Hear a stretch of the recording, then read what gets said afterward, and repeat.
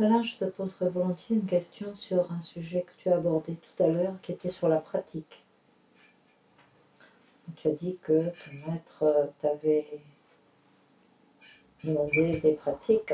Tous les maîtres, je pense, demandent des pratiques.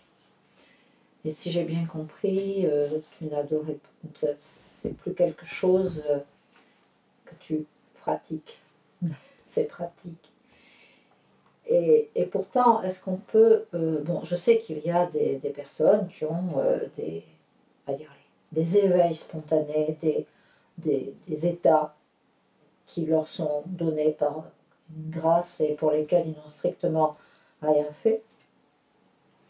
Et est-ce que quand même pour le commun des mortels, dont je fais partie, je n'ai pas reçu de grâce particulière. Et ce que je sais, c'est que si je ne me contrains pas, carrément, contraindre, je dis bien, à faire des efforts de pratique, j'ai l'impression que non seulement je n'avance pas, mais je recule. Alors est-ce que c'est parce que je suis particulièrement paresseuse? Voilà.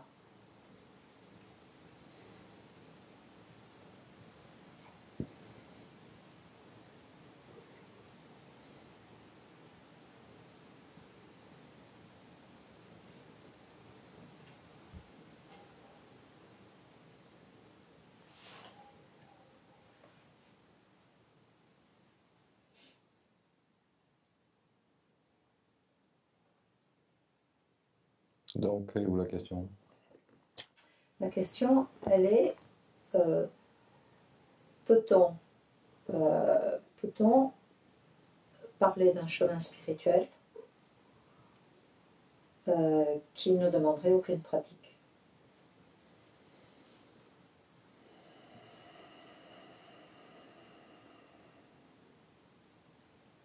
Hormis les quelques personnes très bénies des dieux.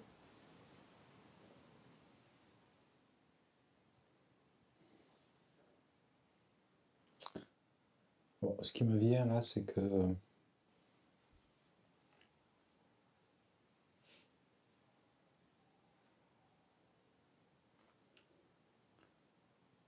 si tu es habité par aucun élan de pratique, en réalité, tu ne pratiques pas. Alors après, moi je vois ça comme ça. Je ne dis pas que c'est vérité. Bon, c'est pas forcément. C'est comme s'il y avait une multitude de personnages à l'intérieur, là, tu vois. Et ils ne sont pas toujours d'accord. Hein. Et puis, il y en a un qui n'a pas envie de pratiquer, et puis il y a l'autre qui a l'élan de pratiquer. Et c'est le plus fort qui gagne, en fait. Si l'élan pour pratiquer, il est plus fort que le feignant, là, je ne sais pas comment t'as appelé, ça pratique. Quand c'est le feignant je ne pense pas du tout feignant. J'utilise ce mot, je ne sais pas pourquoi, parce que tu as dû utiliser un mot. J'ai dit paresseux. Paresseux. Quand il y a le, quand il y a le paresseux qui prend le dessus, ça ne pratique pas, point. Moi, je vois ça comme ça.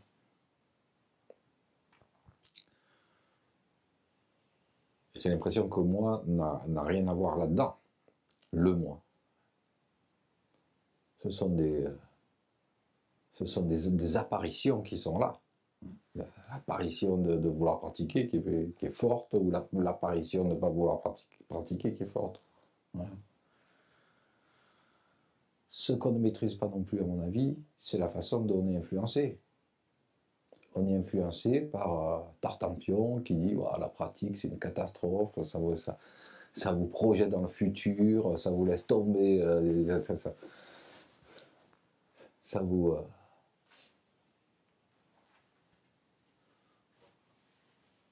ça vous arrache. Anthony Parsons il dit ça nous fait fouler la fleur de l'être à chaque instant.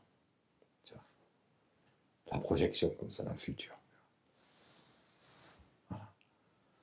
On ne maîtrise pas. Je ne maîtrise pas d'être influencé, voilà, d'introjecter cette parole, de sentir une affinité avec cette parole, ou de notre enseignant qui va dire, mes amis, vous ne pratiquez pas, mais il ne se passera simplement rien. Vous voulez quelque chose, il faut pratiquer. Si vous attendez que ça tombe par l'opération du Saint-Esprit, vous risquez d'attendre longtemps. Donc c'est cette parole qui peut impacter.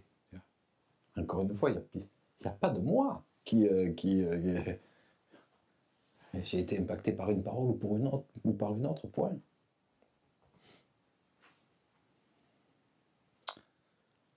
Bon, ceci étant dit,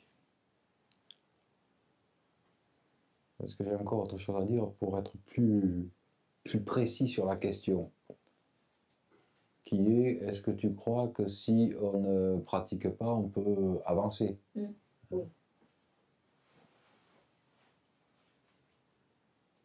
J'en sais rien.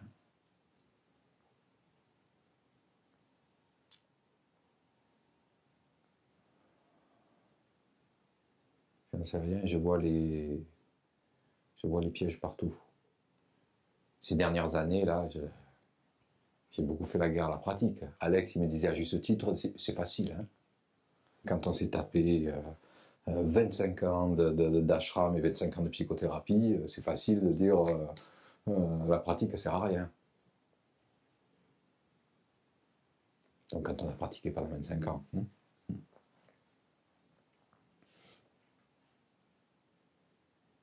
Tu as raison.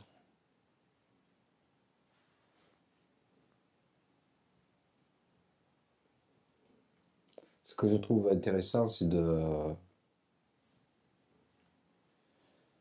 je trouve intéressant d'avoir un œil sur les pièges. Voilà, je me rends compte qu'on s'illusionne beaucoup avec la non-dualité contemporaine. Il n'y a rien à faire. La pratique, ça fait qu'une chose, c'est vous piéger. Qu'est-ce qu'il dit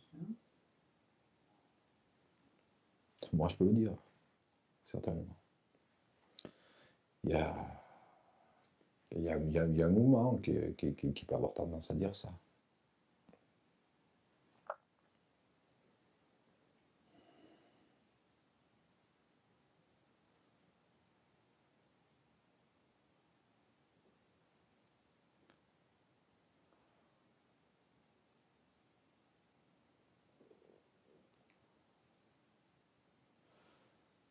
Parce que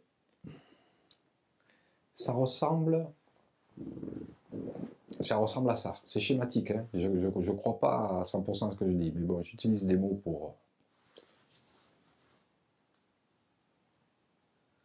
essayer de, je sais pas, peut-être un écho à l'intérieur. Le moi, il protège sa peau. Voilà. Il y a quelque chose qui se protège. Hein. Ce sens de l'individualité, du pouvoir, du libre arbitre, de l'existence réelle, des choix qu'on peut faire. Ça protège sa peau. Ça protège sa peau notamment avec des concepts. Ça utilise des concepts. Donc ça va utiliser, par exemple, il n'y a rien à faire, machin, tout ça pour protéger sa peau. Ou ça va utiliser, il faut pratiquer, moi je pratique, pour sauver sa peau aussi.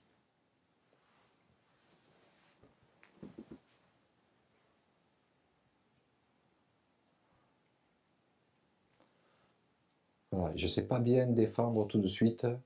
Je le sens que ça protège sa peau dans le il n'y a rien à faire. Mais je ne peux pas l'argumenter. L'autre, je suis un peu plus habitué à l'argumenter. Je l'ai déjà fait tout à l'heure, je vais le refaire.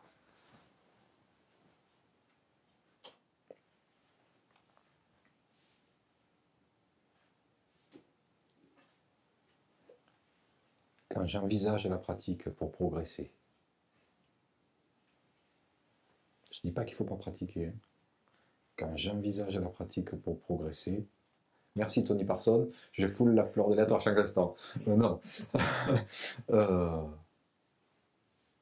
Je foule la fleur de lettres à chaque instant. C'est, comment dire, l'ego, le mental, ils sont très à l'aise avec ça, quoi. Ils jouent avec ça. Évidemment, c'est pas pour moi maintenant, donc je pratique pour obtenir. Non, non. Pourquoi ce n'est pas pour moi maintenant? C'est faux. Il y a quelque chose qui est faux là-dedans.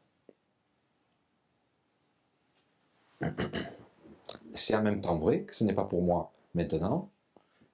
Et je crois que c'est pas pour moi maintenant parce que ça ne veut pas que ça soit pour moi maintenant. Il n'y a pas de jugement de valeur là-dedans ou de condamnation.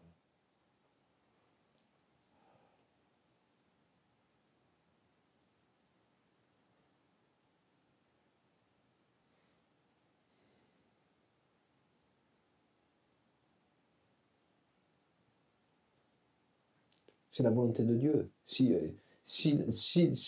Comment dire, la durée de vie d'un ego encore bien structuré, c'est la volonté de Dieu. Pour se maintenir, c'est la volonté de Dieu. Pour se maintenir, cet ego va utiliser des stratégies. Il utilise abondamment la pratique pour ça. Maintenant, les maîtres, ils disent qu'il faut pratiquer. Ils ont raison. Quand je pratique, quand je fais 5 minutes de méditation,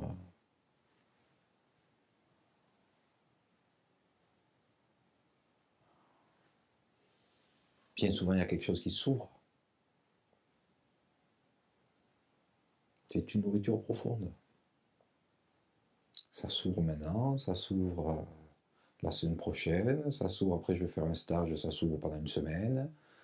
Et puis le stage il a une rémanence, donc les 3 jours qui suivent, ou les 3 semaines qui suivent, ou les 3 mois qui suivent, ça reste ouvert. Ils ont raison. Il faut pratiquer.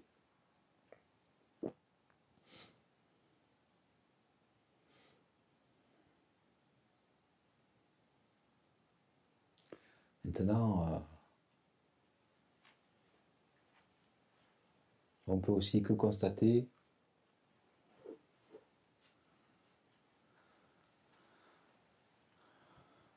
que le chercheur, à un moment donné, il s'arrête de chercher, c'est bien souvent quand il s'arrête de chercher qu'il trouve.